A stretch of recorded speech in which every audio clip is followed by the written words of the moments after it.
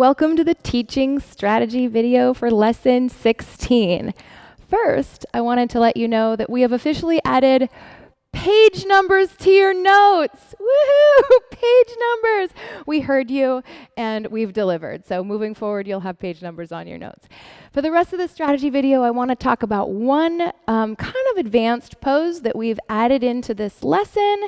And we want to talk about the unique timing that goes into this lesson. And then just talk about timing in general as it applies to every single lesson you'll ever do. So let's start with the pose. The pose is eagle pose. You'll notice in the class video that Bobby basically just held a squat or a chair pose. So he was well aligned, knees tracking with hips and toes, arms overhead. Longer levers is a little bit more challenging, as you know, than hands on hips, shorter levels, or even hands in prayer. Keep in mind when we're in chair pose, it's really easy to hyperextend the spine. So make that good, strong rib-hip connection. Then Lauren, during the class video today, she did a single leg chair. So she had that same base, but she removed some of the support and she took it here. Or maybe she took it here. Those are the different hand position options. Flexing this ankle helps protect your knee. It kind of locks it in so there's not shearing force. Then the advanced move was eagle pose, which I showed in the class video. So those who are able or want to try it, it's basically a wrap. You take your top leg and you wrap it around your bottom leg. Now those with mobile joints might be able to even hook the lower leg. It's not required. It's just kind of the last little layer, if you will. Here's an important tip. Whatever leg is on top, that arm is on the bottom. So if my left leg is on top, my left arm is going to create the shelf. And one way I like to think about that is if I were to crunch down here and touch, the same side of my body would touch each other. Now, if you do it wrong or your students do that wrong, it's okay. But that's what we want, how we want to align it. Also, we want to bring our forearms like this, like smush together like so. When we lack the flexibility, sometimes it kind of looks like this, like people are trying. So a lot of eagle poses will look like this at first, and that's okay. Eventually, maybe we'll be able to wrap and sink. All right, so that's your eagle pose. Now let's talk about the unique timing on this lesson. You heard it in the class video, but I want to take a little bit of a deeper dive with you in the teaching strategy video. We are slowing it down to about 96 beats per minute. So we're moving so slowly through those pieces. Slower does not mean easier. Just like in weightlifting, it's actually more time under tension. If you question me at all, just try to do a slower chaturanga and then you'll agree. Slower doesn't mean easier, so it's a nice like literal and figurative change of pace that you're getting in this lesson. Because it's slower, to fit it nicely in the song, we did change the pattern, so it's written on your notes. Just remember that this lesson in Build A, right and left lead, the pattern is 32, 16, 16, 8, and 8.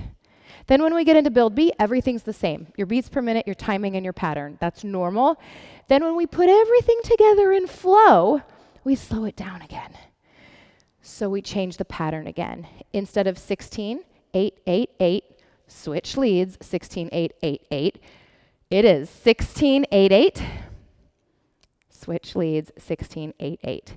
You'll notice in the class video that this song is perfectly long enough to have a 32 count transition between right and left lead. Amy and I did a little vinyasa flow, and I said, so we end up in down dog, so I said Amy and I step the left foot forward, but Amber was waiting in mountain, so I cued Amber step the right foot back so that we end up ready to go on a left lead.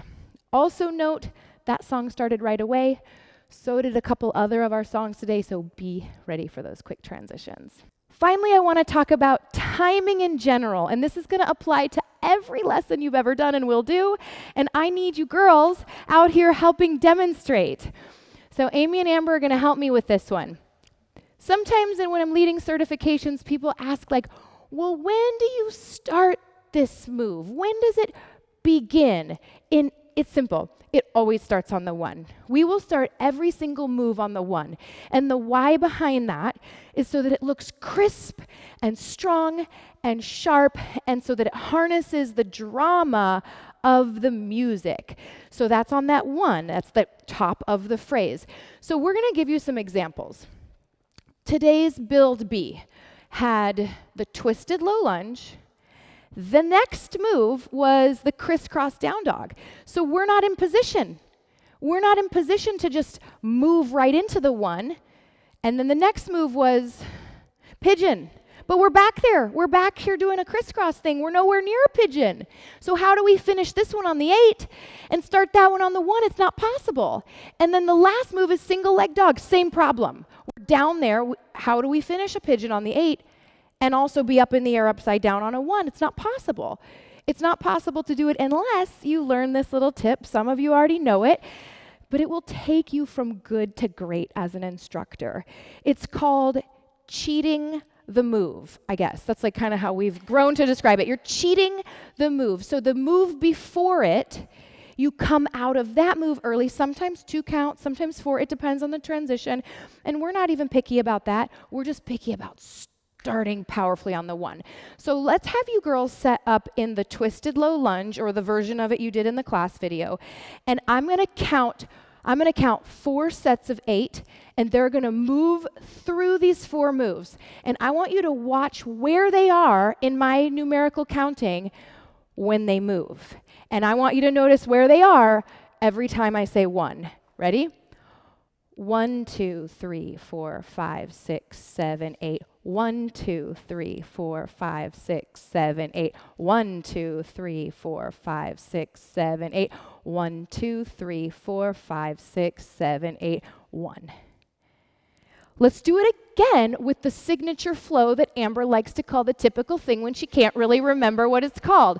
So you guys know, if you happen to be new to us, you'll see this in every lesson. It's the warrior 1, warrior 2, flip the hand, reverse warrior, warrior 2, into whatever the move is with that lesson. So let's just do the first part of it. Ready? 1, 2, 3, 4, 5, 6, 7, 8. 1, 2, 3, 4, 5, 6, 7, 8. 1, 2, 3, 4, 5, 6, 7, 8. 1, 2, 3, 4, 5, 6, 7, 8. Thank you, guys. So if that's a new concept to you, we'd love to hear your feedback. But I'm telling you what, it will take you it'll take your classes to the next level. Thanks, guys.